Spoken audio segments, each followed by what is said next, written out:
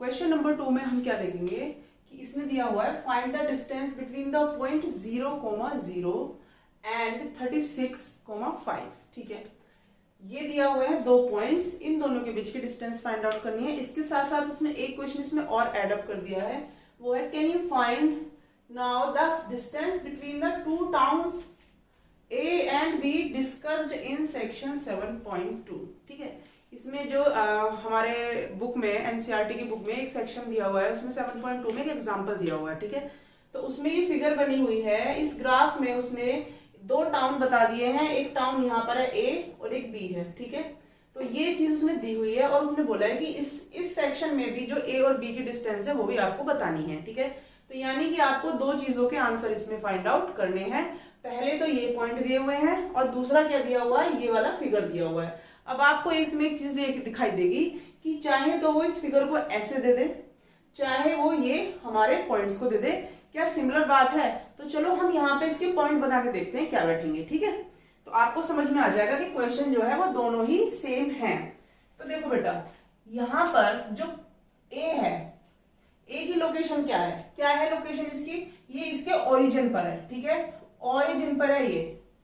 तो ओरिजिन के कोऑर्डिनेट क्या होते हैं हमें पता है, 0,0 होते हैं या नहीं होते हैं, है ना। हमने डिस्कस किया था अपनी जो हमारी इंट्रोडक्टरी वीडियो थी, उसमें मैंने आपको ये चीजें सारी स्टेप बाय स्टेप बता दी थी कि ओरिजिन क्या होता है, कोऑर्डिनेट कहां पर हम लोग देखते हैं, कैसे चेक करते हैं। ठीक, अब देखो, अब हमारा जो बी टाउन है इसके कोऑर्डिनेट क्या होंगे। सबसे पहले हम एक्स एक्सिस वाली वैल्यू को लिखते हैं। एक्स एक्सिस पे वो कितना चल रहा है बेटा, 36 किलोमीटर, तो यहाँ पर हम 36 लिख देंगे। और वाई एक्सिस पर कितना चल रहा है, वो वाई एक्सिस पर ये वाला कितना चल रहा है, वो चल रहा है बेटा 15। ठीक है, तो क्या ये एक तो ये वाला और एक ये वाला ए और बी पॉइंट दोनों के कोऑर्डिनेट सेम ही है ना। तो हमें क्या करना है, सिंपली इस क्वेश्चन को सॉल्व करना है और हमारे दोनों के आंसर सेम ही होंगे। ठीक है, तो हम लोग क्या करेंगे, अपना फटाफट से ए बी वाला ये डिस्टेंस वाला फॉर्मूला लगा देंगे और हमारा आंसर आ जाएगा। तो ये होता है x2 माइनस x1 का whole square plus y2 minus y1 का होल स्क्वायर। ठीक है बेटा, x2 कितना है, यहाँ पर हम लोग क्या दिया हुआ है, a के कोऑर्डिनेट दिए हुए हैं 0,0 और b के कितने दिए हुए हैं बेटा 36,15। ठीक है, तो x2 मैंने ये मान लिया, y2 ये, और इसको मैंने x1 और x2 मान लिया। ठीक है, सॉरी x1 y1।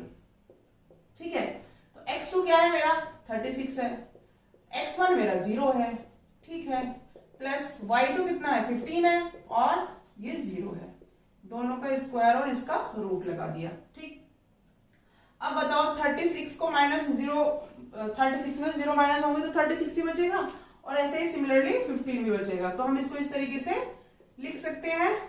आपको पता है 36 का स्क्वायर कितना होता है, 36 का स्क्वायर बेटा कितना होता है 1296। ठीक है, कितना होता है 1296। हम चाहे तो इसको एक बार कैलकुलेट करके भी देख सकते हैं, लेकिन अभी जरूरत नहीं है, आप अपनी कॉपी पर लिख कर देखना। और 15 का स्क्वायर कितना होता है बेटा, 15 का स्क्वायर कितना होता है 225। ठीक है, तो ये मैंने इन दोनों के स्क्वायर लिख दिए हैं। ठीक है, अब हमें इसका भी रूट चाहिए, तो इसको हम ऐड करेंगे तो क्या हो जाएगा बेटा, ये 5 और 6 11, 9 10 11 12, और ये हो जाएगा मेरा 2 2 4 और 1 5, और ये हो जाएगा 1। ठीक है, तो ये मेरा इन दोनों को ऐड करके आ गया। ठीक, अब बताइए ये किसका रूट होता है, आप लोग अपनी कैलकुलेशन करेंगे, आपको समझ आ जाएगा ये किसका रूट है बेटा, ये रूट है मेरा 39 का। ठीक है, देखो बेटा सिंपल सी बात है, इतना बड़ा नंबर आया है, ये 36 का है और ये तो 15 का ही है, तो इसे तो छोड़ दो। अब हमारा जो भी नंबर अब ऐड करके आया वो 15 की लाइन में आया। ठीक है, और हम इसकी यूनिट प्लेस को देख लेंगे। यूनिट प्लेस में 1 किसके टेबल में आता है, किसके टेबल में 1 आता है यूनिट प्लेस पर। अगर हम किसी भी नंबर का स्क्वायर करें तो जैसे कि हमारा अगर हम 9 का स्क्वायर करते हैं तो 9 9 जो कितने होते हैं बेटा 81 होते हैं। ठीक है, तो हमें ये तो पता चल गया कि 9 तो आएगा मेरे यूनिट प्लेस पर। अब जो हमारी 10th प्लेस है, 10th प्लेस पर हम कौन सा नंबर लेकर आएंगे, ये हम यहाँ से भी पता कर सकते हैं।